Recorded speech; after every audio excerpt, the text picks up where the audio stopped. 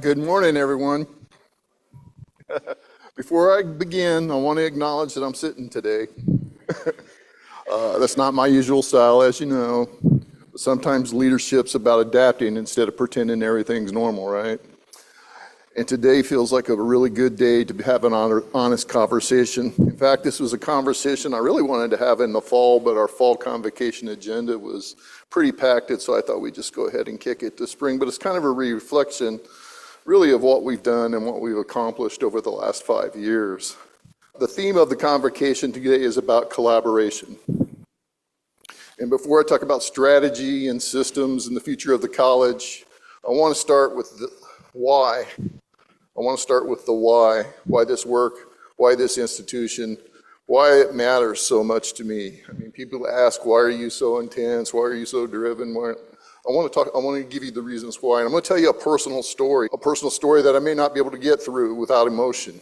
It's a personal story I haven't shared with some of my family even.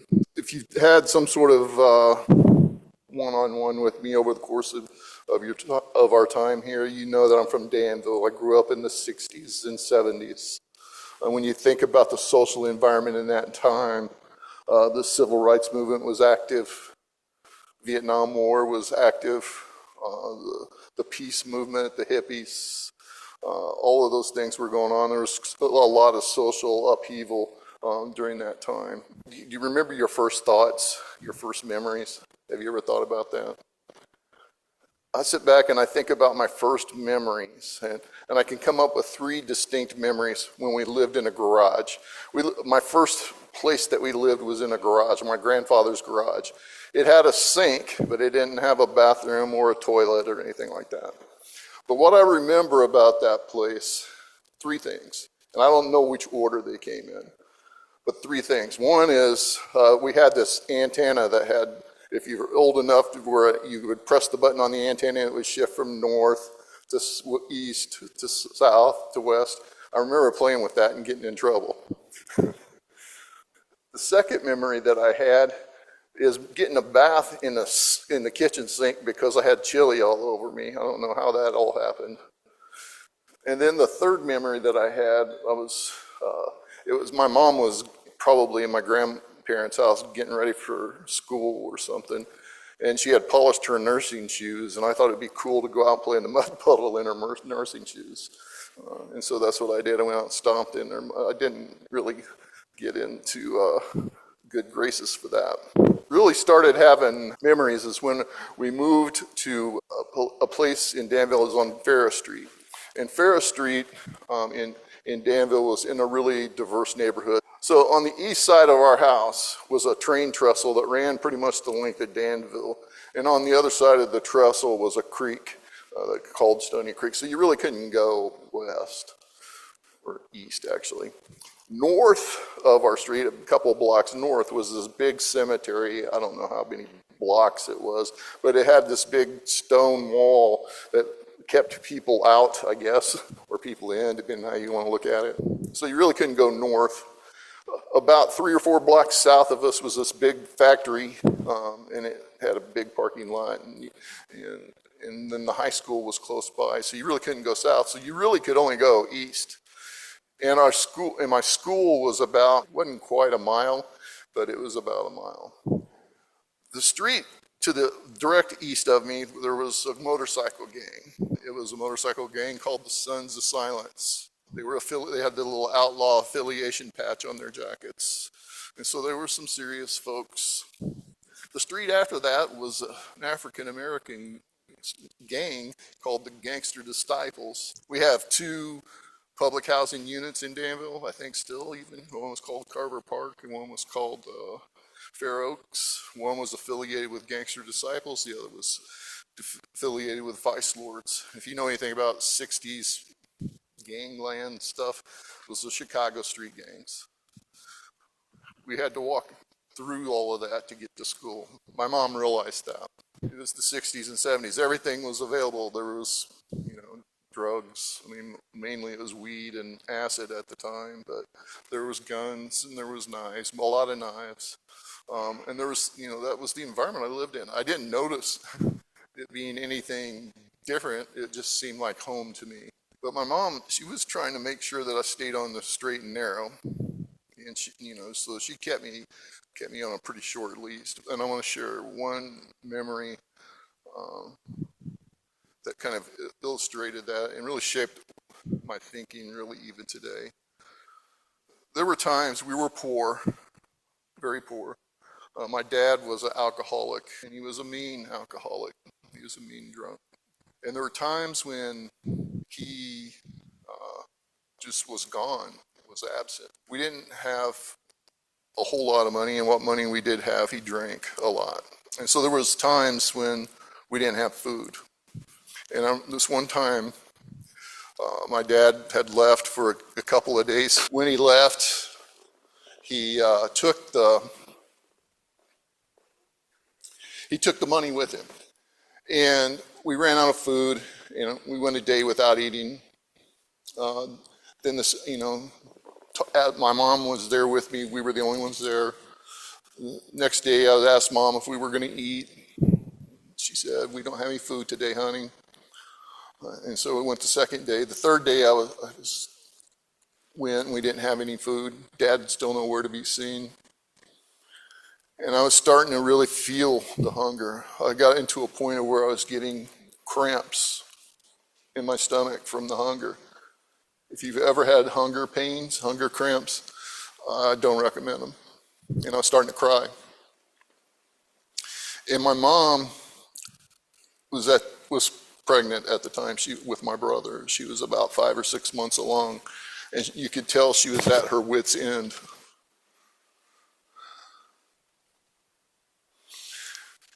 And I asked her, I said, we got to eat something, I'm hungry. And she started crying, and she ran into the house.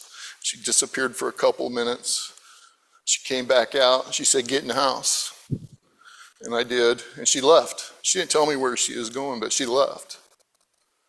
And, I got scared. I didn't know what was going on. I thought I made her mad.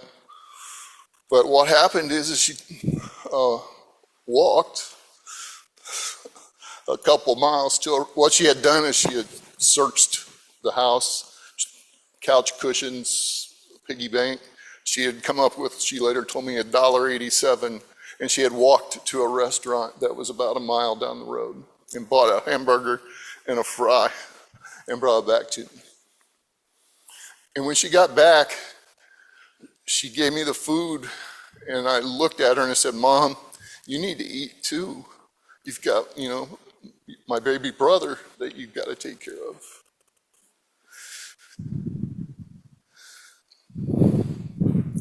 And she started to cry. And she said, "Son, I want you to make a promise to me. I want you to make a covenant." "You know what a covenant is?" I'm like, "No, I don't know what a covenant is." She goes, "That's a promise that can't be broken." And I said, "Okay, what are you going to tell your mom?" At 4, right?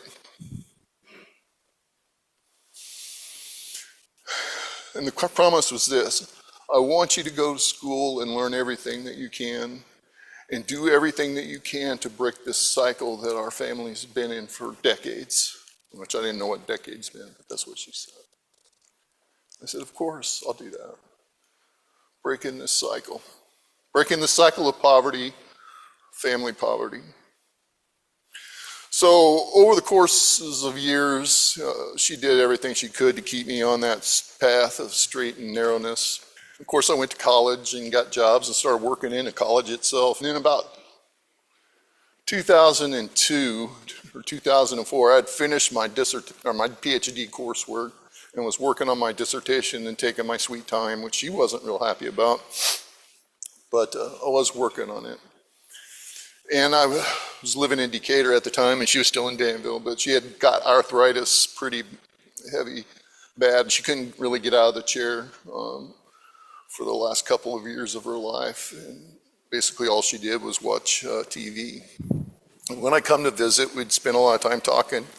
And we got on this conversation about kind of the old days. And she asked me to go to my jewelry box and get those 2 drawers out. And I did. And those 2 drawers were filled with letters.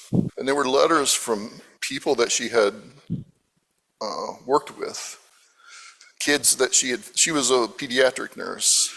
Apparently she was a pretty popular pediatric nurse because kids thanked her, parents thanked her. We would run into people all over the community and say, "Oh, hi, Mrs. Taylor." I mean, more people knew my mom than I knew my mom. But she had probably 40 or 50 of those letters in there. And those letters were all people thanking her for her commitment to them, for her willingness to work and help them through tough times, for her willingness to change their lives. And she said to me, "Do you remember the covenant you made me when you were young?" And I had thought she'd forgotten about it because it had been 35 years and we really hadn't talked about it that much, if at all, since then. I said, "Yes." And she said, at that time, Cody was just born, so he was 2 years old. She says, "You've done a good job getting here so far, but your job's not done. Breaking that cycle requires me to work with my kids and help them get through," is basically what she was telling me. So I had kids. Now, she never met the twins, but I still I need to fulfill that promise. And so that's one of the things that I worry about, is getting my twins through so that they can break this cycle of poverty, but I think we're well on the way. But the other thing she said to me is, "I know you want to be a president someday, and you're going to be in a position to lead a college. I want you to promise me that you're going to do everything within your power so that you can help all of the same people that were just like you when you grew up. People whose families were in disarray because of addictions, people who's starving, people who are poor. At the end of the day, when you're sitting in this chair by yourself, the only thing you have are these memories and these things of accomplishment from like these letters are for me. You're going to want that for yourself." And so she asked me to continue my covenant, and she made me make a new promise to serve the community and serve the poor. And that's what I did.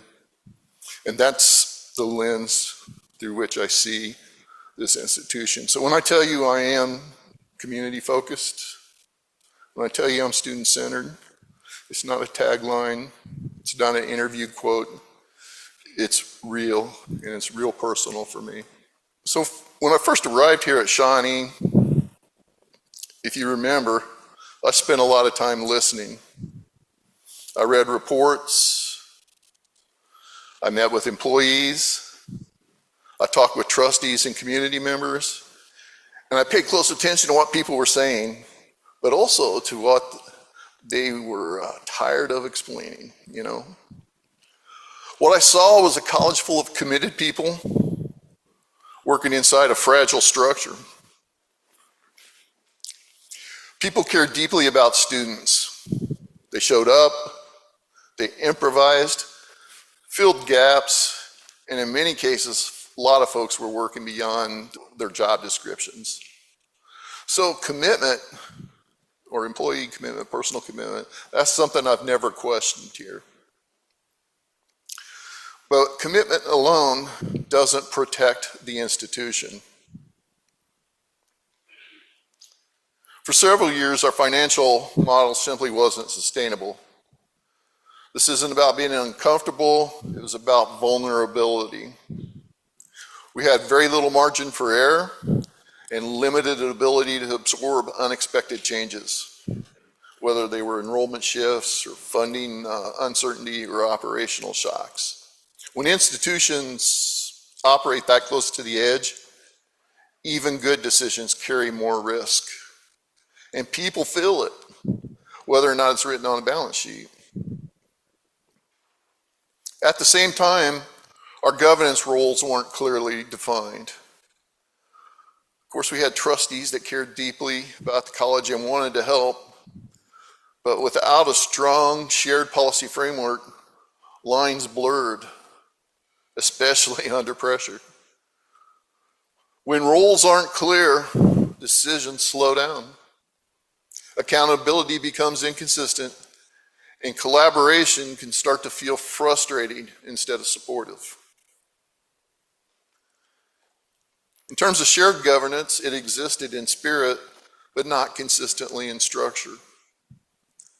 There were passionate voices across the institution, and many felt a strong sense of ownership, but there weren't always clear lanes for ideas to move from conversation to decision to action.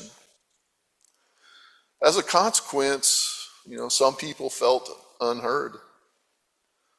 Others felt overextended, and many felt uncertain about how decisions were actually being made. Leadership instability compounded those challenges. When I first started, there was at least 8 interim positions, vice presidents and deans and supervisors. The college had been operating for some time with a significant number of interim roles, which creates a unique kind of fatigue.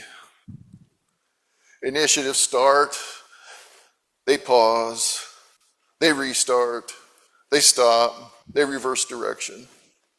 People adapt, then adapt again, but over time, even dedicated employees begin to conserve energy because they don't know. It's not because they don't care, but they just don't know which direction we wanted it to go. Assessment and planning were also disconnected. There was a lot of activity and reports and initiatives, but much of it wasn't consistently tied to strategic decisions. People were busy, but not always aligned. Effort didn't always translate into momentum. And that brings me really to the hardest truth to say out loud. Steve Heisner did mention this at a board meeting. The college faced real accreditation risk. Not because the people didn't care, but because effort was lacking. But because our systems weren't aligned and our strategy wasn't clear and our margin for error was thin.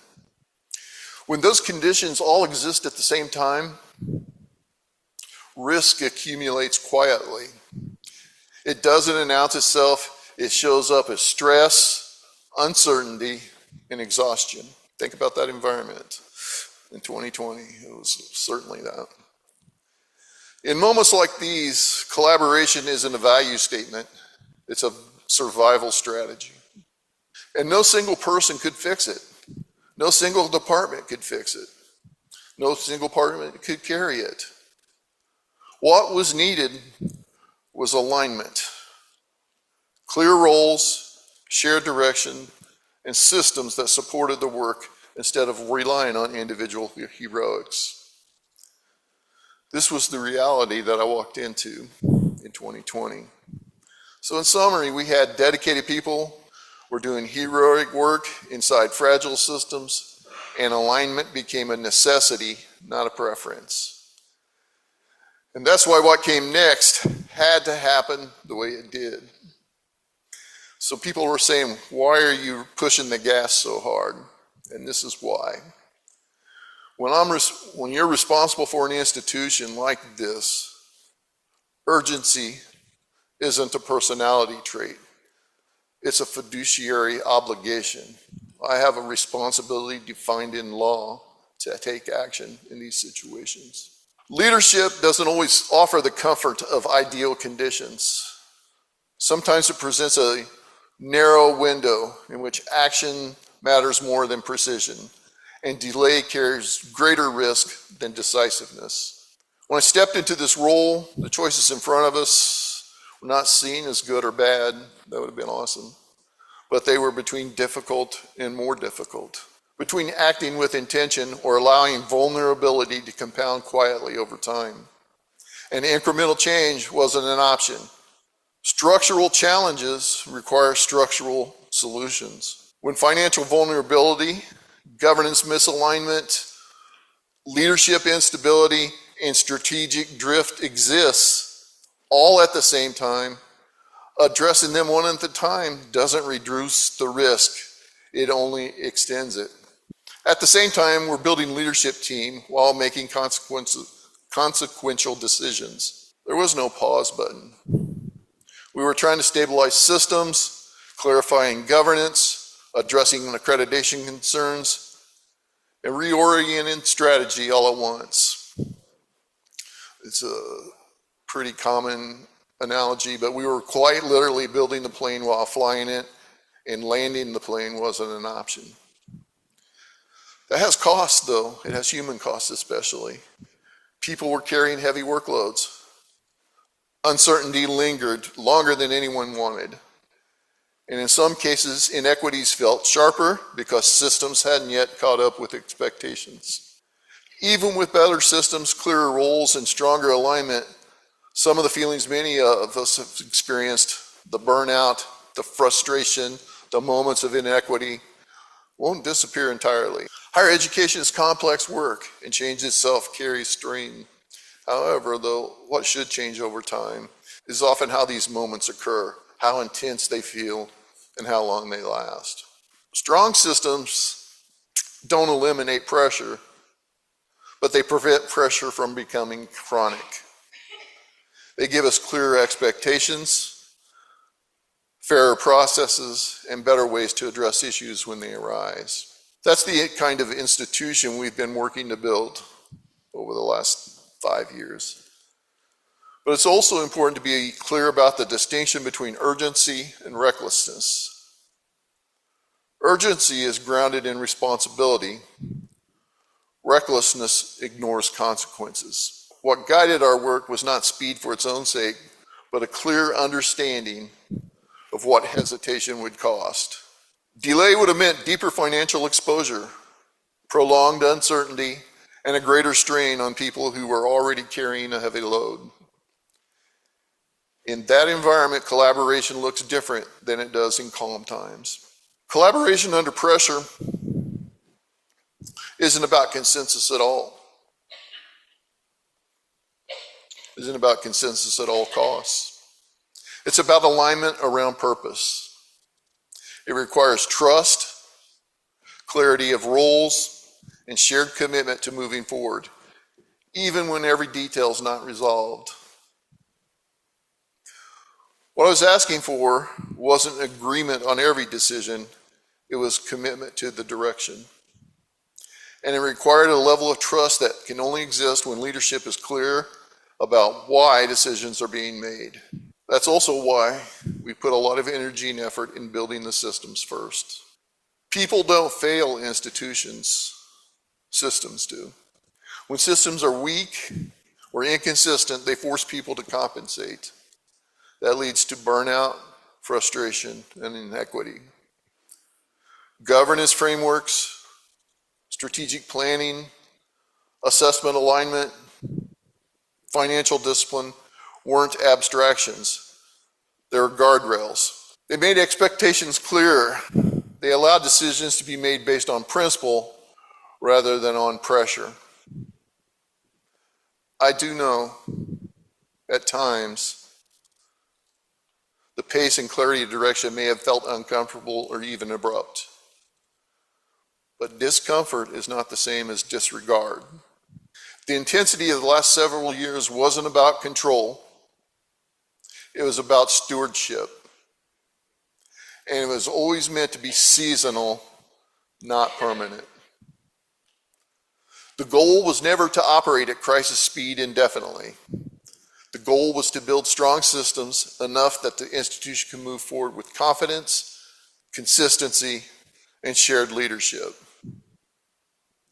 That's why I pushed the gas, not because it was easy, but because it was necessary. Urgency is not a personal style or impatience. It was responsible stewardship in the face of compounded institutional risk. And once those systems were in place, policy governance for the board, shared governance for the institution, our strategic planning, our financial modeling, once those were in place, something important began to change. What ultimately changed our trajectory wasn't that people suddenly started working together. People have always worked hard. They've always cared. You've always shown up for students. What changed is we started working within a shared framework. For a long time, this effort was fragmented. Good ideas existed in many places at the same time. People were doing the right things, but always not in the same direction. And when effort isn't aligned, again, it can feel exhausting instead of energizing. Strategic planning gave us something we hadn't had in a while, and that was a shared destination. It didn't just tell us what to do, it also told us what not to do. It allowed us to stop chasing every opportunity and start making choices based on purpose rather than urgency. And I think that kind of clarity matters because it allows people to prioritize over time and to prioritize their time. It helps them reduce unnecessary friction, and it gave teams permission to let go of work that no longer served the mission of the college.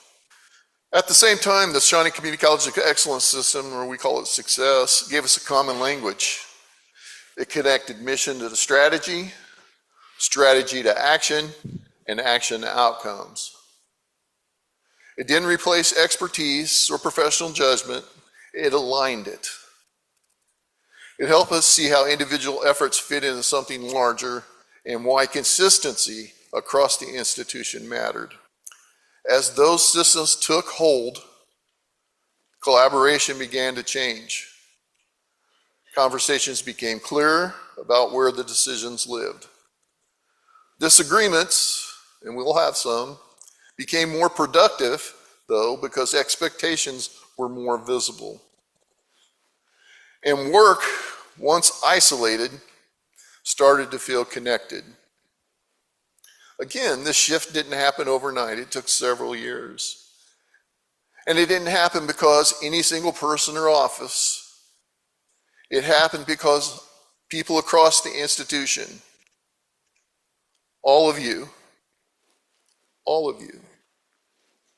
leaned into a shared way of working.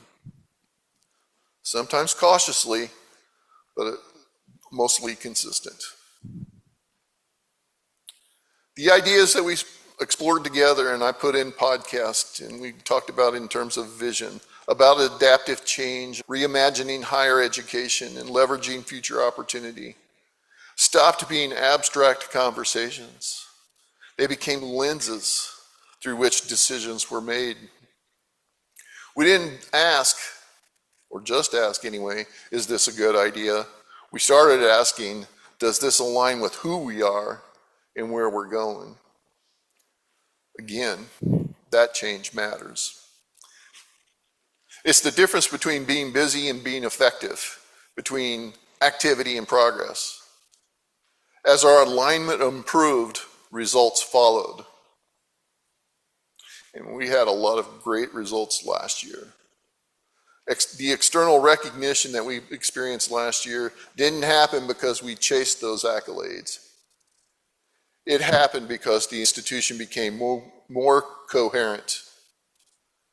And by that, I mean more disciplined, more intentional, and more connected in how we operated. But I want to be very clear about something. The progress didn't happen to you, it happened because of you. Because faculty adapted curricula, because staff redesigned processes, because leaders made hard decisions, because teams stayed engaged even when the work was uncomfortable. That is what collaboration is. Not agreement on everything, not ease, but shared commitment to something bigger than one role or unit. And while stability has increased, I don't want to suggest that we've arrived. It requires continued attention, communication, and trust. Systems drift if we don't tend to them. Alignment weakens if we stop reinforcing it. But the difference now is we're no longer trying to stabilize while building. We're no longer needing to fly the plane while we build. We can land it for a few minutes. We're building on a foundation, though, that can support growth. And that's a meaningful shift as well. What changed our trajectory wasn't greater effort, but alignment. Shared direction and systems that turned hard work into coherent progress and collective ownership.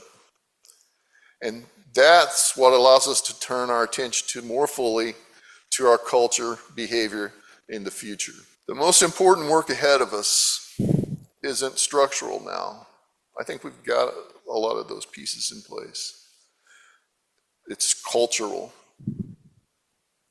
Over the last several years, we've done hard work financially, strategically, and organizationally. But institutions don't move forward on plans alone. They move forward based on how people experience the workplace every day, how we communicate, how we collaborate, and how we hold ourselves and one another accountable. That's why culture matters so much. As you're aware, we did a climate study a couple years ago, and the climate study wasn't a report card.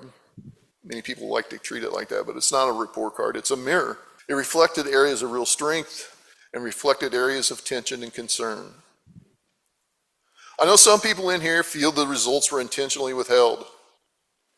I understand how it can feel that way when information isn't immediately released. But what I want you to know is this.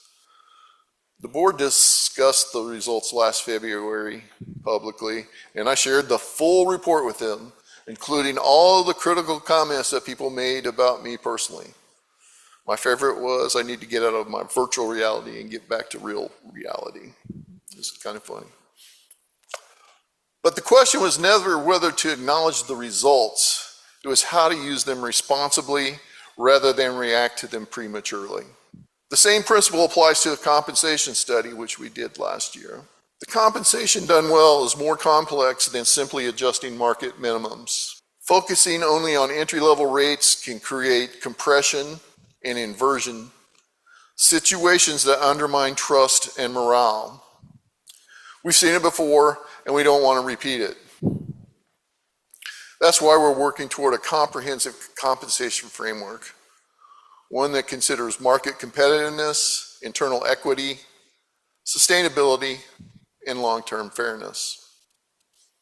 So I use terms like inversion and compression, and those are probably terms you haven't heard, because the previous compensation study only addressed market competitiveness. Compression is what happens when you start to hire people because of market rates and you're hiring somebody that's at a rate that's close to what somebody that's been here 5 years is making. That's where wage compression happens. Inversion is when you hire people and you bring them in and they're making more than their supervisors. When you start to make adjustments to compensation based only off of market, bringing people up to market minimum, it creates more inversion and more compression. So it doesn't solve anything. And no one's ever, you don't get the peace of mind that you want from actually conducting a compensation study. Regardless, this approach that we've implemented is very consistent with the success framework we put in place back in 2020. If you think about the employee engagement element, the green one, culture is the output of that system. Leadership, professional development, and organizational alignment were inputs. You can't fix culture by skipping the systems that produce it, which is why we're putting energy into the leadership training. We want our supervisors to have the ability to communicate expectations, to coach their teams through processes. That's why we're putting things into developing professional HR practices and programs, because you can't fix culture by skipping the systems that produce it. And that brings me to accountability. I know it's a bad word sometimes, but accountability, when well done, is not about micromanagement. It's about consistency, fairness, and clarity. It reduces ambiguity. I'm having a hard time with that word today. It protects people from arbitrary decisions, but it's embedded in systems, not personalities or people. It strengthens trust and collaboration. Culture is shaped daily by how we show up, how we communicate, and how we handle disagreement. Healthy debate strengthens institutions. Disengagement and erosion of trust quietly weaken them. I also want to be clear about how I see my role evolving now that we've gone through these system development. And there's still some operational systems ahead of us, finalizing the compensation framework, completing a 5-year financial plan, and developing an enhanced program cost model. That work still matters, and I'll still have to spend some time and attention on that. But I feel like now the institution's strong enough for my leadership focus to shift. So I really kind of want to go back to the beginning. I want to spend more time listening and less time directing. More time present in your shared governance meetings, your councils, your teams. Not to steer the outcomes, but to understand the experience. More time intentionally available to you. And more time externally, working at the legislative and ICCB level to protect and advance the college's future. Now, this shift doesn't signal less accountability. It signals confidence in the systems we've built and the trust in the people who now lead them. The future of higher education will demand flexibility, responsiveness, and collaboration. Institutions that succeed will be those that are aligned internally and collaborative by design. Taking it back to the promise I made my mom a long time ago, to break cycles, to expand, and to use whatever influence I have to serve others. That's what I'm here to do. And together, I think through collaboration, clarity, and shared accountability, we can keep that promise for the communities and the students who need us most. So finally, the work ahead is cultural. Strengthening trust, accountability, and collaboration through systems that protect people, support fairness, and position the college for the next chapter of shared leadership. Hopefully, this convocation speech explains why this personal, why urgency was necessary, and how alignment changed. And I hope that you all are still supportive of the direction that we are still going.